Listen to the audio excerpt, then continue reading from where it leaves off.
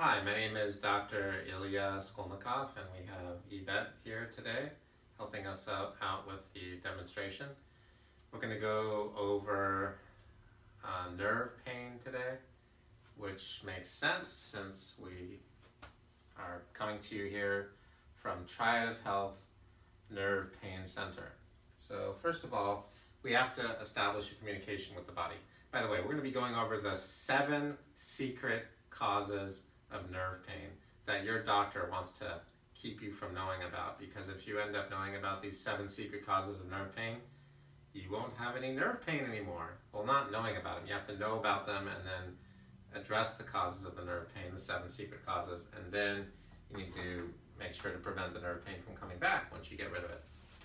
And we do all those things here. First, we check 3 nutrients to allow proper communication with the body. All 3 of these nutrients help with nerve function. One of them a little bit less than the others. One of them is called parotid PMG, which tags the food that you chew with the proper digestive enzymes in the mouth, like ptyalin and amylase and maltase and those types of salivary enzymes, so that when you swallow the food, your body can recognize it and pull the iodine out of the food. So that's not directly related to nerve function, but anyway, it's important because otherwise the body's confused and you can't really talk to it properly.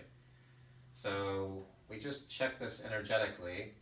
We put the product there, pull down on the person's arm, and if the arm gets weak, then they don't need the thing.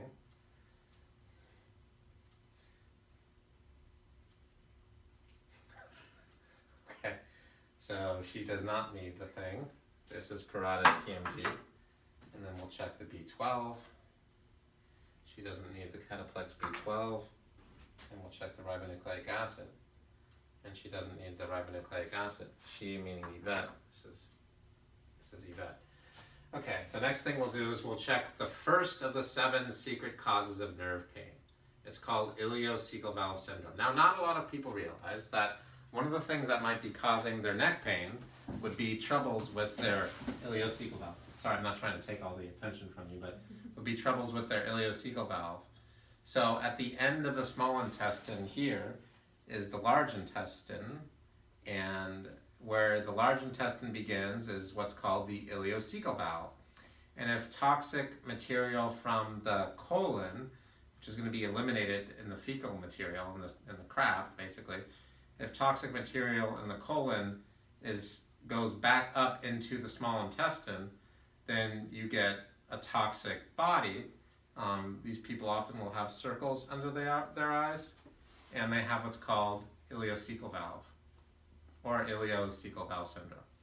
Okay, and this is well known to be correlated with pain at the C3 lamina on the right, painful shoulder especially on the right, but it could be on either side or both sides, and pain in one or both calf muscles. Now, it's possible to have almost any ache or pain with an ileocecal valve syndrome, but I'm kind of mainly just, for now, for sake of this video, I'm just mainly talking about the neck pain. Now, the other thing that can happen is if people have a lot of trouble with their digestion, especially the stomach, not just the stomach, but especially the stomach, they'll often have pain right here in the occipital area. And that can also happen with people who are dehydrated. So, just thought I'd mention that. Okay, so we're going to check her ileocecal valve. We'll put a fist there and check for ileocecal valve, and that seems fine. Now we'll check on the other side for valves of Houston. That seems fine. That's good news. It's good news, you had. And then we'll check blood sugar by putting 3 fingers here, pull down and see if it weakens, and it doesn't. You ready? Okay. And then we'll check something called rib torque. We'll put our fingers here, twist to the right and left, and see if the muscle gets weak. That's checking for a torqued rib cage, which is fairly important. That seems all right. That seems all right. No rib torque.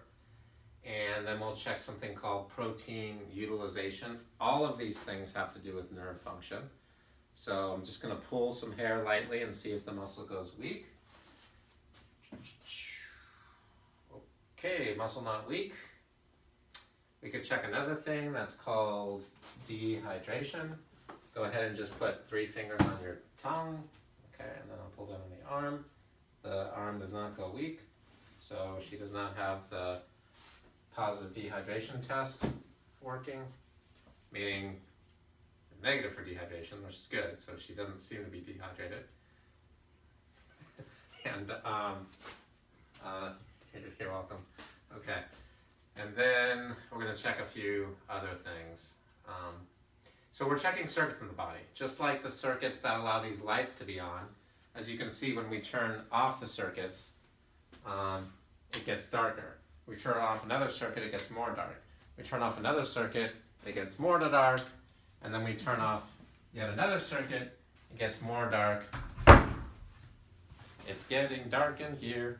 And if we turn off another circuit, it'll get more dark. Still a little bit of light, but it's not so much that the electricity isn't coming to the building,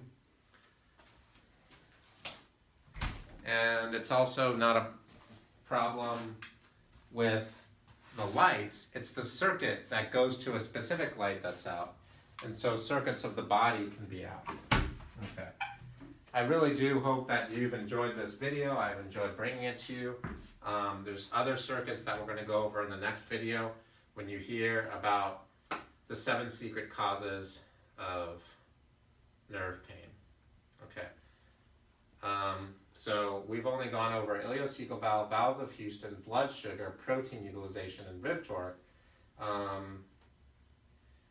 That's 5. So we got 2 left.